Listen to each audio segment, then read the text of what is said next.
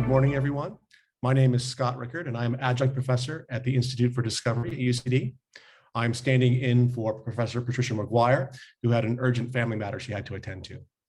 So I have the pleasure of talking with Chantal Line Carpentier, who is chief of the United Nations Conference on Trade and Development, New York office of the Secretary General. So first question for you, Chantal, is where are you located and what has been keeping you sane as we are in the long tunnel of COVID and just now beginning to see the light at the end of that tunnel? I spent some quality time with my family. And what keeps me sane? Running, biking. That helps me solve work and personal problems. Great, wonderful. I have the same thing with my bike. Chantal, you are chief of the United Nations Conference on Trade and Development, New York office of the Secretary General. What does that mean? Can you please tell us about this role and what makes you so passionate about it?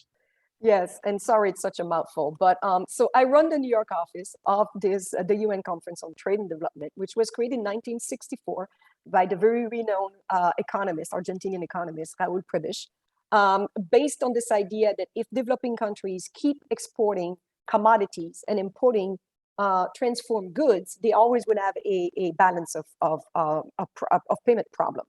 And so how do we ensure that they, and we're seeing it now during the COVID-19, right, where they have very limited fiscal space.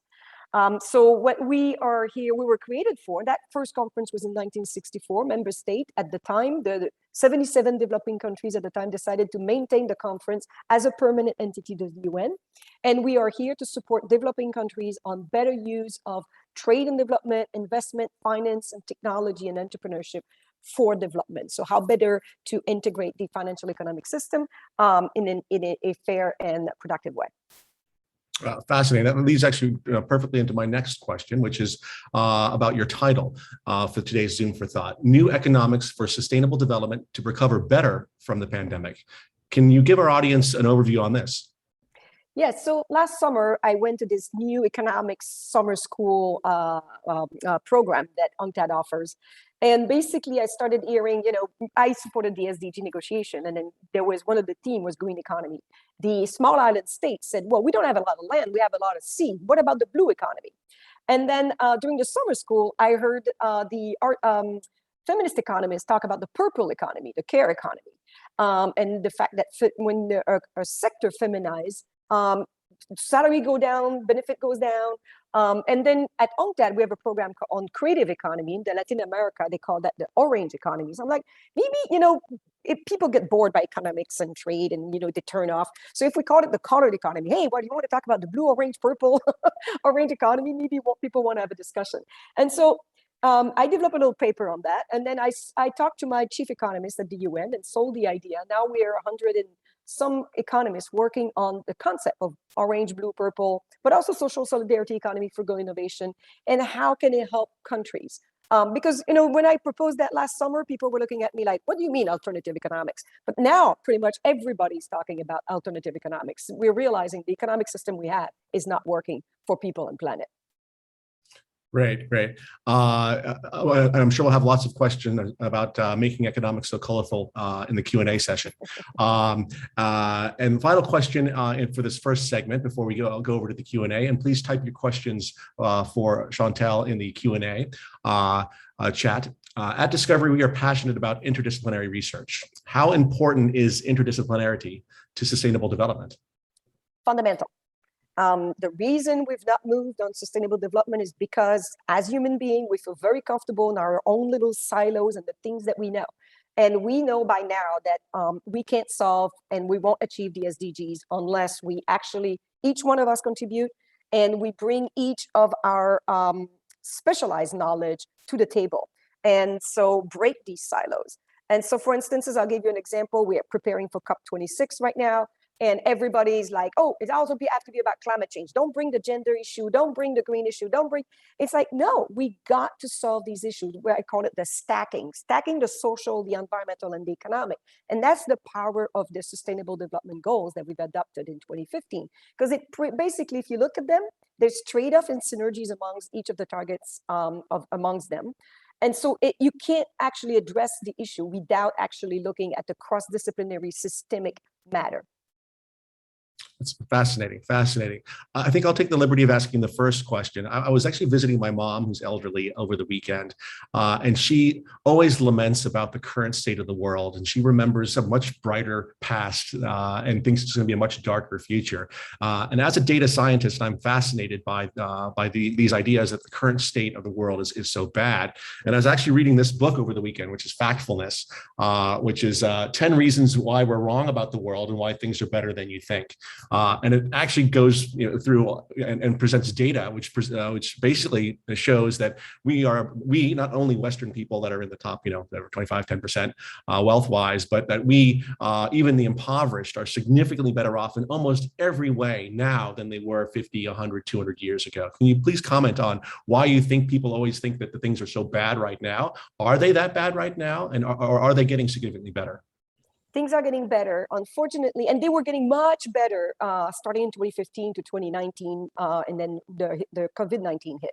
And so we went back significantly with the COVID-19, especially for developing countries, right? And also the most vulnerable people. But to answer your question, three reasons. One is good news don't sell. So the newspapers are in the business of selling bad news. So we tend to be fed with bad news. Second is, the whole fake news, the whole bad, fake media, everything. So basically, the more we believe that there's nothing to be done, that we are doomed, the easier it is by the populist governments and populist leaders to actually manipulate us in a sense and get us to go in the way. And the third one, and I got my own book that I was reading over the weekend, which is the spirit level. And so basically the spirit level is about inequality and how actually increasing inequality. See, in the past, we couldn't really compare ourselves to other people. But those of us that study economics, right? It's not about absolute level. You may be in absolute better than you were. But if the neighbor is 10 times better and you're only 1 time better, you're not happy. And so inequality affects obesity level, teenage pregnancy, health, everything, mental health. And therefore, I think this is the third reason why we tend to think that things are worse. Right. Okay. Here's a wonderful question. Dear Chantal, I love the concept of interdisciplinarity. I am also studying Master of Science Transition, Innovation, and Sustainability Environments under the Erasmus Scholarship. What advice can you give in encouraging businesses in developing countries to expand their perspectives of bottom lines and beyond financial and consider social and environmental factors too? Well, it's not a matter. Developing countries they know all this.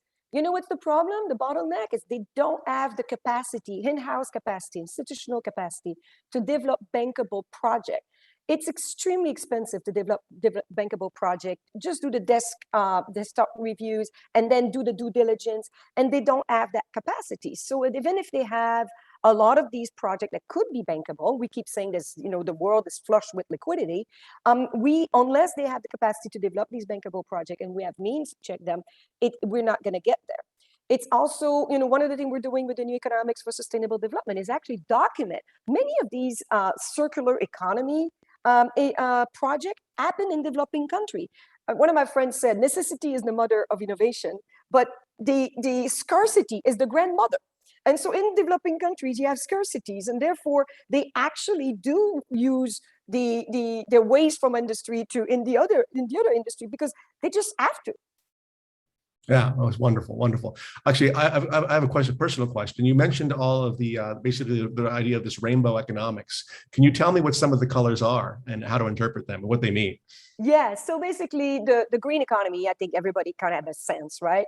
The blue economy is the similar thing, but it's sustainable extraction of biodiversity from the seas and livelihood from the sea. So you can imagine if you're from the Caribbean, you have much more opportunity there than from the land. Then you have the purple economy, and the purple economy came from this feminist economist that basically talk about the care economy and how, just in the COVID, Scott, during the COVID-19, women are up to 30 hours a week in unpaid care because of children having their education at home. That means we've seen the largest unprecedented number of women leaving the workforce, even in developed nations, right? And so there's unpaired economy, but also the fact that if you go in a sector that feminized, there was more computer workers when I was in college than now. And then they were not well paid. Now it's extremely well paid. And so as sector feminized, they tend to be less paid. So that's the purple economy. It's like economic empowerment of women and not using women labor as a cheap labor advantage. Then there's the yellow economy. The yellow economy is the attention economy. So now we have all these platforms that are becoming monopolies, right? And their business model is to keep us as long as possible clicking on the platform, because that's their business model, to basically sell more advertising.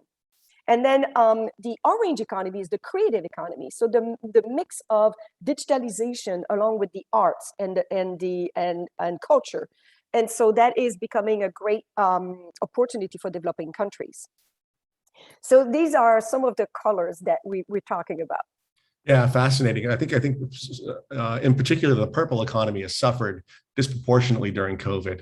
Professor Orla Feely, who's the vice president at UCD for for research, innovation, and impact, actually commented that the university thrived during COVID in terms of research output, but only for men.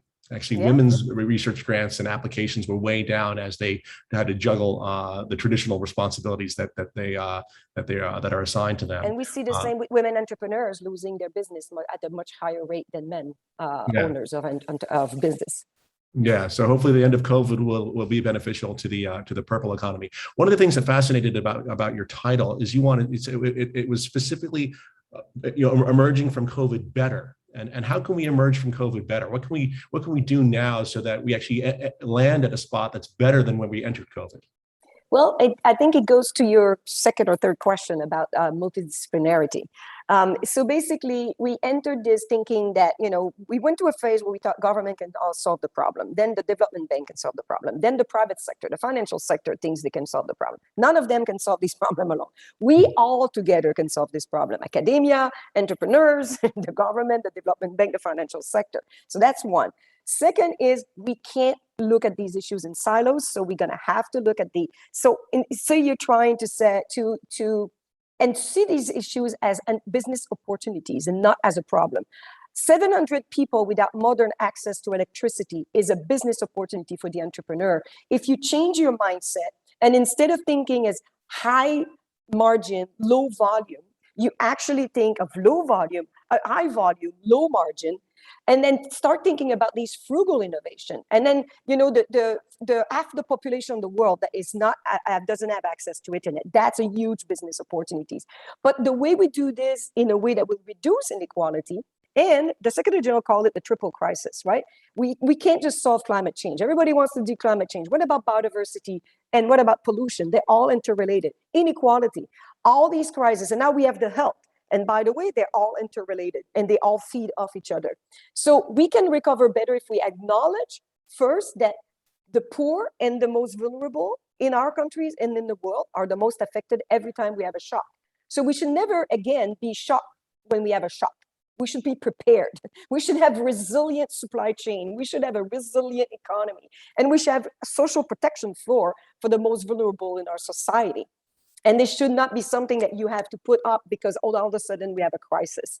And we need to address these issues. Say if you're going to produce electricity, why not ensure that women own that asset? So at the same time as creating renewable energy and access to electricity, it could empower women economically and start reducing that gap between men and women in terms of wealth and economic empowerment. Wow, fascinating. We're actually slightly over time, but I did want to point out one thing. Just in the book that I was reading, Factfulness, at the very end of the book, they discuss 5 threats to humanity, and I've forgotten 2 of them. But the number one, the first threat that she mentions in the book is pandemic. This was written 4 years before, or 2 years before the pandemic hit. And then just to touch on the final 2 things, the next 2 things I believe were inequality and the environment as to threats to humanity. I think a nuclear war and the traditional ones were there as well. But inequality is certainly one. And there's a series of questions about inequality. So I guess we'll just finish with one final question. And I think you've answered this several times, but I just love listening to you speak about this. So how does alternative economics address the problems of inequality? Well, you basically, because say, for instance, a social solidarity economy, right? This is something that in the Anglo-Saxon world, you almost never use. But in the French and Spanish world, This is not a taboo word. This is about, cooperatives and mutuals. And so that people actually own part of the assets. So we all have a skin in the game. So we want this to succeed, but it also redistribute benefit to all. And so the social solidarity, circular economy, right? And frugal economy. So all of those are about reducing the resources that you're using, so there's more for the future generation and more for others to use, a lot of the people that still have to develop. The green economy, the blue economy is basically about empowering developing countries. The only way developing countries will be able to develop to our level of well-being is if we find new technologies and new model for them to develop. Otherwise, we will not only not meet the 1.5 degrees Celsius, we will be at 3-4 degrees. And then, this is one of the risks that in the book she's mentioning, right? Yeah. Then all guests are good in terms of what's the future. Well, thank you much, Chantal, for such a fascinating discussion today. The most colorful Zoom for Thought that we've ever had. Anyway, I wish you well and have a good day today. And thank you all for attending, and thank you all for all the questions that came in. I apologize for those questions I didn't get to, and I hope to see you all soon on the next Zoom for Thought. Thank you. Cheers.